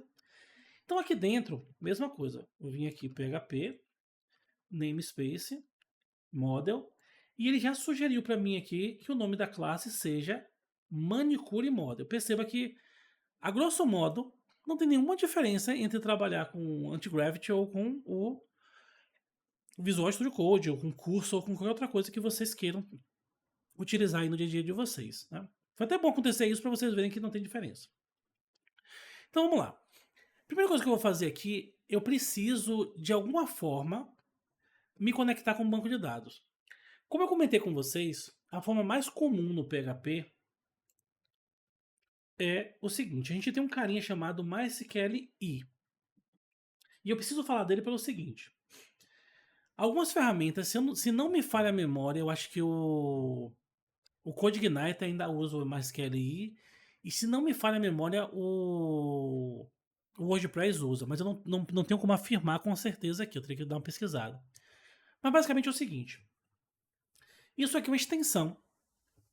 É como se fosse um drive, né? Uma extensão do PHP que abstrai para a gente toda a forma de comunicação com o MySQL. Só que esse cara aqui, existem alguns artigos na internet, eu já tô cansado de ver artigo desse tipo, dizendo que essa extensão ela foi descontinuada e não deve ser utilizada. Isso é mentira, certo? Mas por que existe essa confusão? Porque existia no passado algumas funções, como por exemplo, MySQL. Opa, deixa eu abrir errado aqui, de cá. MySQL underline connect, por exemplo, aqui. As funções que eram do MySQL, que é o MySQL, essas sim foram descontinuadas. Ou seja, aqui ó, estão depreciadas desde a versão 5.5, tá? Trocentos anos atrás. Então isso aqui nem funciona. Se você tentar utilizar isso aqui no PHP, não funciona, certo? Só que perceba que existem outras funções aqui. Quando eu faço esse cara aqui, o MySQL-i, esse cara está disponível desde o PHP 5, ou seja, ele já coexistia com o MySQL. A gente já recebia uma notificação, cara, o MySQL, a função MySQL foi preterida, a gente não vai mais manter nas próximas versões e tal. Utiliza MySQL ou então a PDO. A gente já tinha isso. Então aqui eu estou utilizando a MySQL, ou melhor, eu tô mostrando para vocês a MySQL e essa não foi descontinuada. Inclusive ela tem aqui, ó, disponibilidade no PHP 5, no PHP 7 e no PHP 8. Quando fala PHP 8 é 8 ou superior, 7 ou superior, coisa do tipo. Então esse cara aqui pode ser utilizado. Uma outra forma de trabalhar com banco de dados no PHP é utilizando o PDO, que é esse outro cara aqui. Qual é a vantagem de um e a vantagem do outro? O PDO, ele é múltiplos bancos. Ele tem suporte a múltiplos bancos. Você consegue trabalhar com Oracle, com Postgres, com SQLite, com MySQL e tal. Já, obviamente, o MySQLi, até como o nome sugere, só trabalha com MySQL. Aí você fala, Paulo, então eu vou aprender PDO. Na verdade, eu diria para você, de fato, aprender PDO, que é o mais comum. Mas, se você tem certeza que sua aplicação só vai rodar o MySQL, talvez seja mais interessante você trabalhar com MySQLi. Porque como ele é uma abstração que só trabalha com MySQL, ele, pelo menos é o que alguns benchmarks apontam, ele é mais performático. Então você consegue ter mais performance com MySQLi do que com PDO, porque o PDO acaba fazendo mais coisa, ele tem mais camada de tradução e mais camada de abstração, então acaba se tornando um pouco mais complexo. Só que no nosso caso, a gente não vai usar nenhum dos dois. E por que a gente não vai usar nenhum dos dois? Porque como a gente já viu, a gente tem um Doctrine, que é um ORM que abstrai ainda mais o banco de dados para a gente. Se vocês quiserem trabalhar com PDO, Paulo, eu tenho curiosidade desse PDO aí, eu quero ver como é que ele funciona e tal. Me manda uma mensagem lá no grupo do WhatsApp, que eu tenho uns vídeos gravados no. Inclusive de um curso de férias também, tá disponibilizado. Eu mando para vocês. Só que assim, já vou adiantando que é um pouco mais complicado do que o que a gente vai ver aqui. Porque aqui, como é um RM, ele já teve todo o trabalho de fazer. No de lá, eu mostrei para vocês como construir meio que um ORM também. Então, obviamente, vai ficar mais complicadas as coisas, mas pelo menos é importante para vocês terem noção de como as coisas são construídas. No da agora, eu acho mais interessante que a gente pegue uma camada um pouco mais abstraída, porque a gente já está tendo muita coisa aqui para estudar. Então, vamos lá. O que a gente vai fazer aqui? Opa, esse código aqui é do Java, depois a gente vai conversar sobre esse cara. Só um exemplozinho bem rudimentar ali, só pra gente, no momento certo, a gente vai estudar sobre esse cara. Então vamos lá. A primeira coisa que a gente precisa fazer é abrir uma conexão com o banco de dados.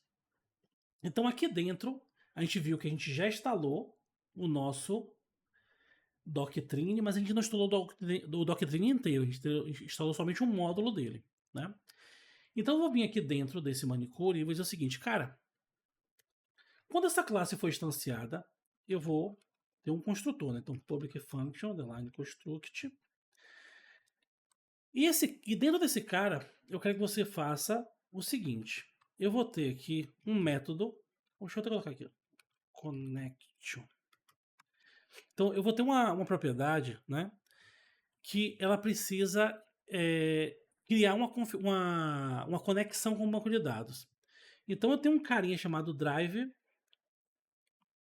Opa, driver manager. Que ele existe nesse Doctrine DBAL. Só que esse método, ele tem um método, no caso, chamado getConnection. E esse método é estático, então eu consigo acessar direto aqui, não preciso instanciar. Então esse cara devolve para mim uma conexão, certo? Só que, por si só, não tenho como somente falar assim, ó, se conecta. Se conecta com o quê? Eu tenho que passar, obviamente, os parâmetros de conexão, né? Então aqui dentro eu vou passar um array associativo e aí eu vou ter sempre a estrutura chave-valor, chave-valor, chave-valor. Então, na minha estrutura chave-valor, eu vou ter aqui primeiro o seguinte. Quem é o nome desse banco de dados? Então, para o nosso exemplo aqui, eu vou botar o mesmo nome da aplicação. Então, vai ser Beauty Book. Certo? Ele já sugeriu outras coisas aqui. Então, já fez o spoiler. Então, vamos lá. Então, eu tenho um outro carinha que é o user. Ou seja, quem é o usuário do meu MySQL? Se o seu for root, vai ser root. Paulo, como é que eu vou saber qual é o meu? Se você seguiu o que eu falei ali durante as configurações ali que eu joguei no grupo do chat, lá no grupo do WhatsApp, você instalou o Champ. E se você instalou o Champ, o usuário padrão do Champ é root. E a senha padrão do Champ é nada. É uma senha, é uma string em branco. Lembrando que string em branco não é uma string com um espaço em branco. Uma string em branco é isso aqui, certo? Mas se você configurou de outra forma, aí você tem que lembrar qual foi o usuário que você cadastrou e qual foi a senha que você cadastrou, beleza? Então eu também vou ter um cara que é o host, ou seja, para onde eu vou mandar essa conexão? Novamente, se você está com o champ rodando na sua máquina, vai ser o localhost. Então vou botar aqui o localhost. E ele pergunta também qual driver que eu vou utilizar. Então, por debaixo dos panos, o Doctrine usa o PDO. Só que especificamente o PDO MySQL. Aí você fala, pô, Paulo, mas você disse que o PDO é mais pesado que o MySQLi. Então eu vou ter uma conexão um pouquinho mais pesada, uma camada um pouquinho mais pesada. Sim, você vai ter uma camada um pouquinho mais pesada. Lembrando que a depender da aplicação que você esteja construindo, isso é imperceptível. Mas eu tenho que dizer que é mais pesada porque tem uma abstração a mais acima. E pelo fato de você ter o Doctrine, que é uma outra camada, você ainda tem um pouquinho mais de peso. Só que aí você tem que colocar na balança. Tudo na vida tem trade-off, como eu falei. Você vai perder de um lado e ganhar de outro.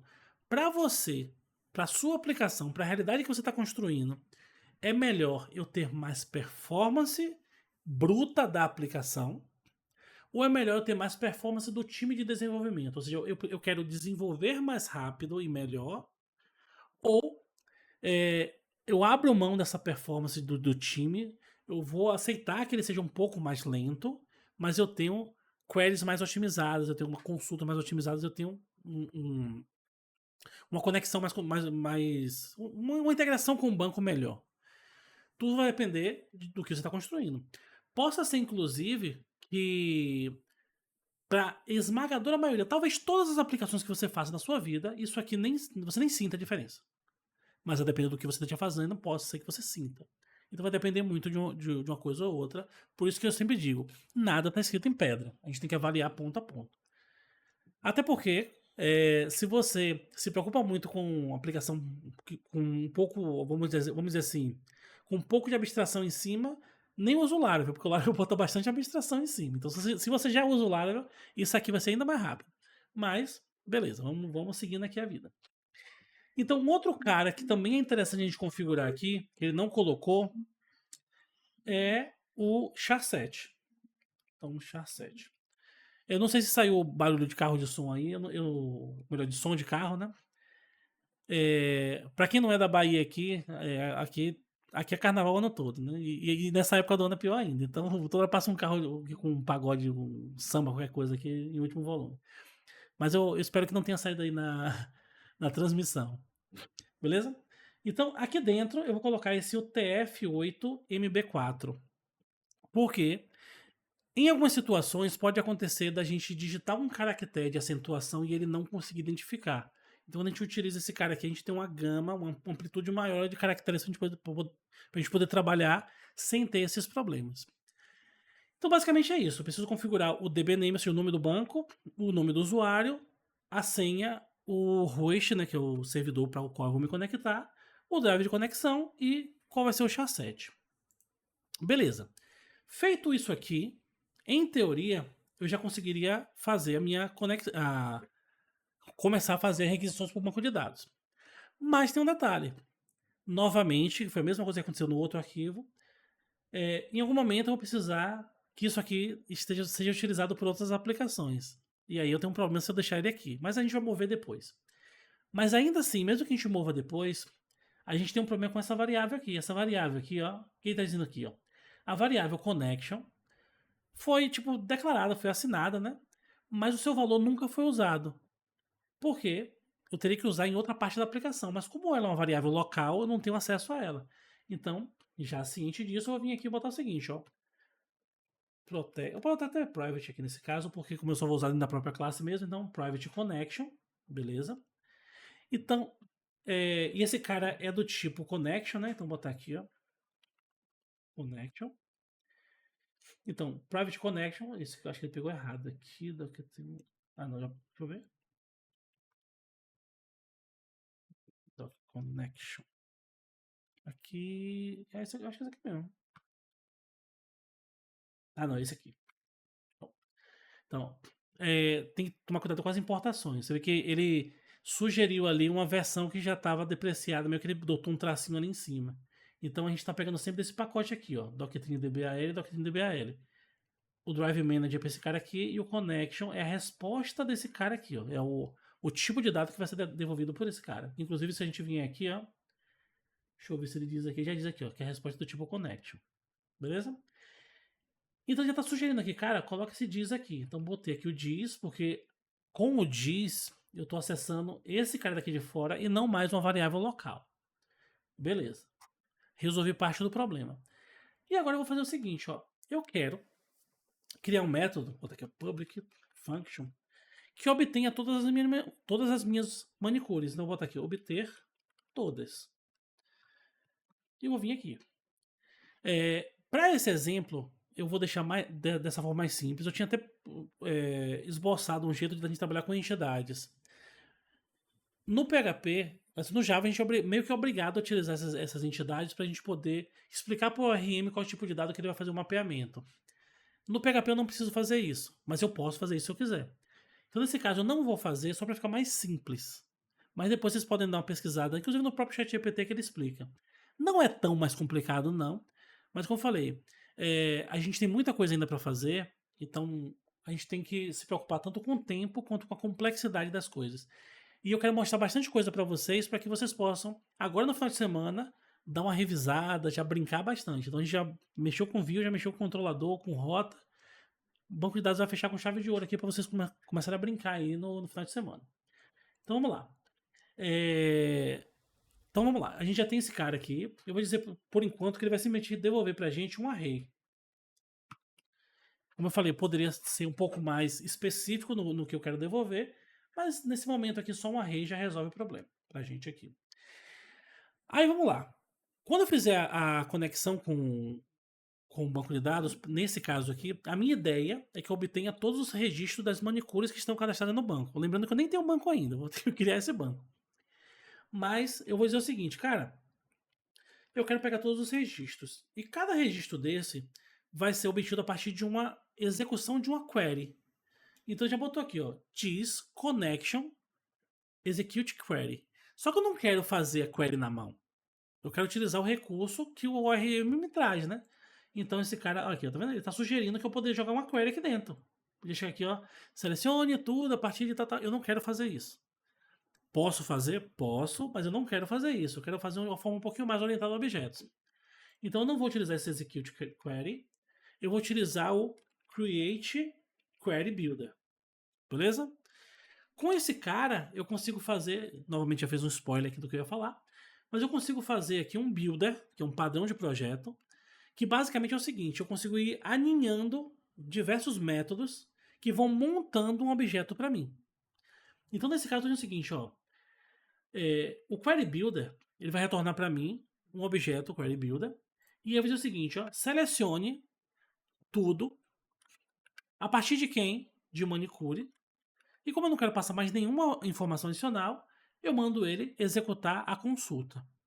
Quando essa consulta é executada, ele devolve para mim e eu posso dizer, cara, eu poderia retornar isso aqui como um objeto, mas nesse exemplo aqui, eu quero que você me retorne um array associativo. Então ele bota esse fetch all associative. O que isso quer dizer? Que quando vier a resposta vai ser algo mais ou menos assim, ó.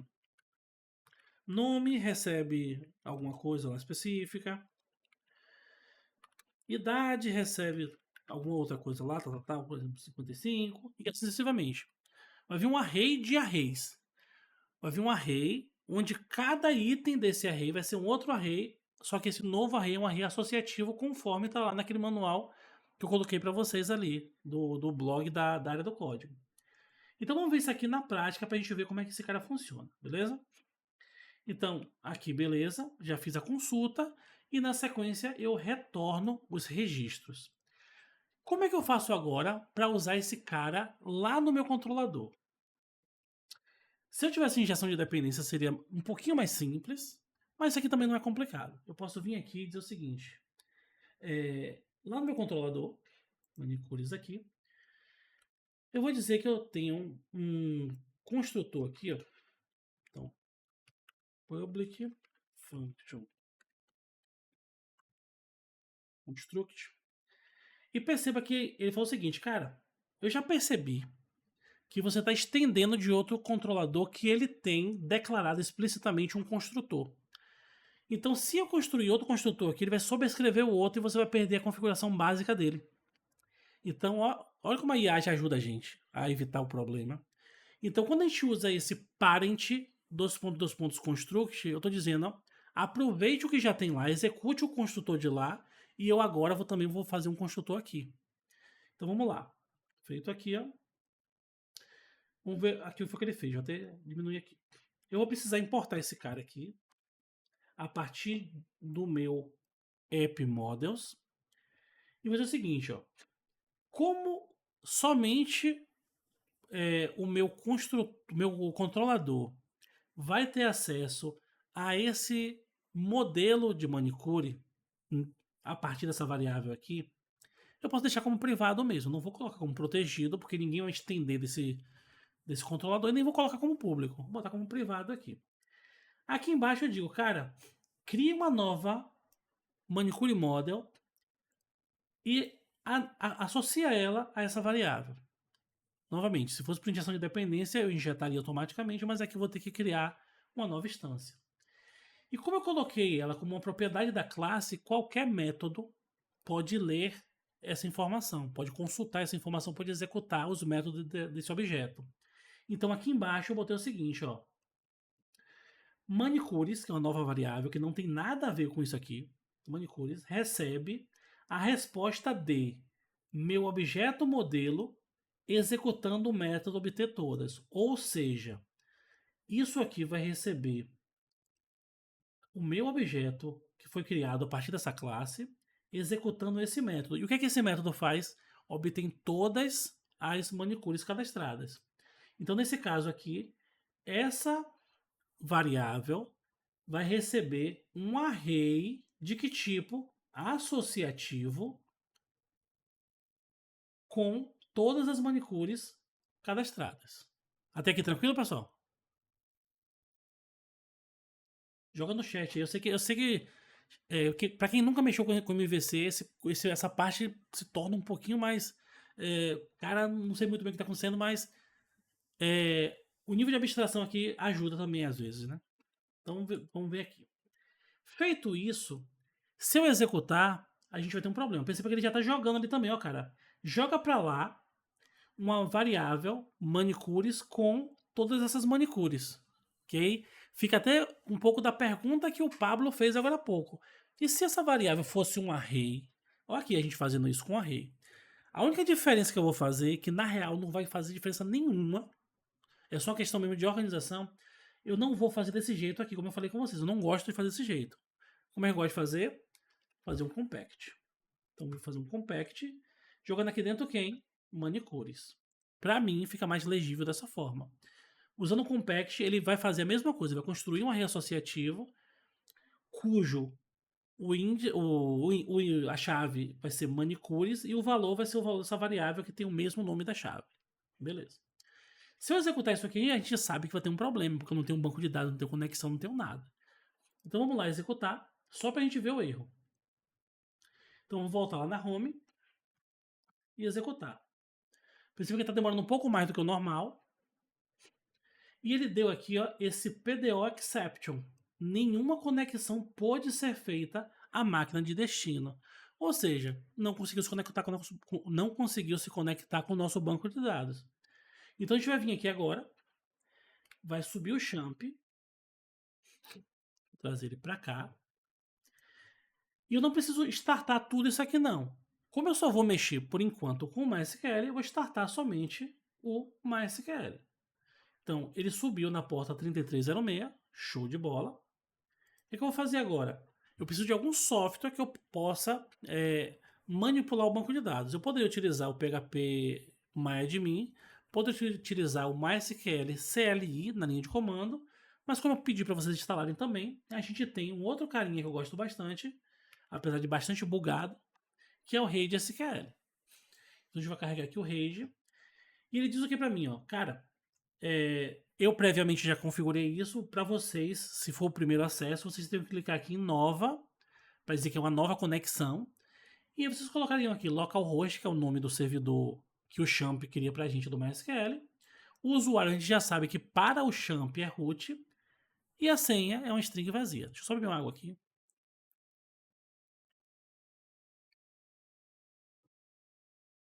Senão a garganta vai embora. Então vamos lá. Vou abrir a conexão aqui.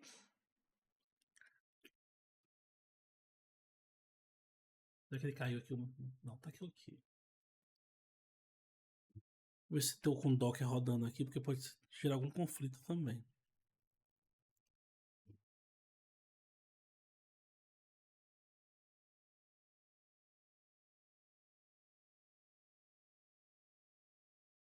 Enquanto ele conecta aqui,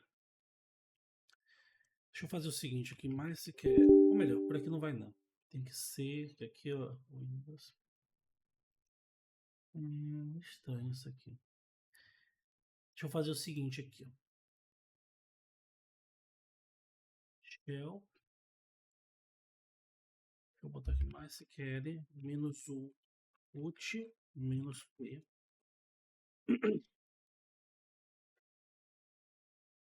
Parece que tá. Alguma coisa aqui tá conflitando.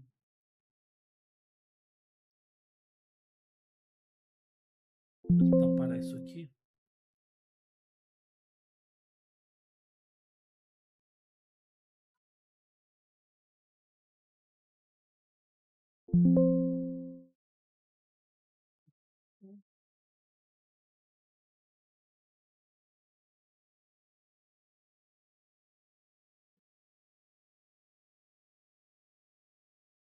Eu acho que tem alguma outra aplicação rodando na mesma porta.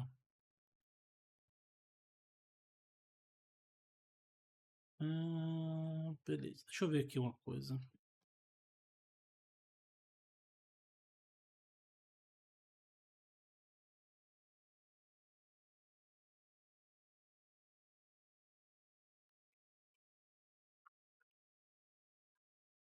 Não tem esse cara aqui. O Docker.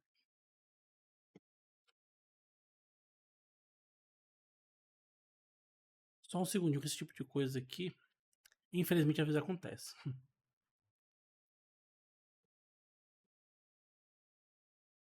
Aqui não rola não, Pablo, porque é o Windows. Aí não vai ter sudo. Deixa eu ver aqui. Eu vou fazer o seguinte aqui, ó, pra ver se a gente consegue agilizar o lado. MySQL Docker. Só pra gente não ficar parado. Depois eu vejo o que tá acontecendo. E aqui embaixo a gente consegue rodar aqui o Docker. Deixa eu ver aqui.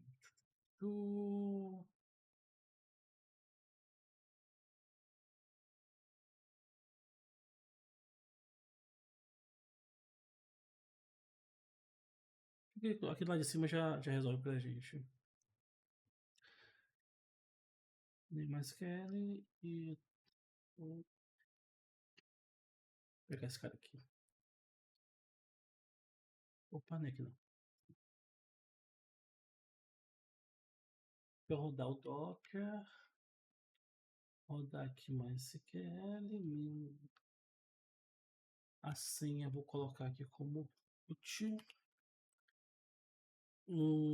Detatachado. Só que eu vou fazer um mapeamento de porta da 3306 para 3306. Vamos ver se a gente consegue rodar aqui. Opa.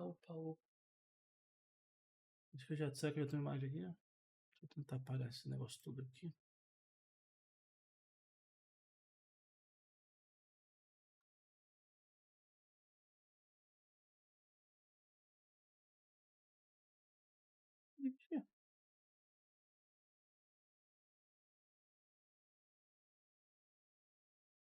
Será que tudo resolveu dar problema ao mesmo tempo? Caramba, velho.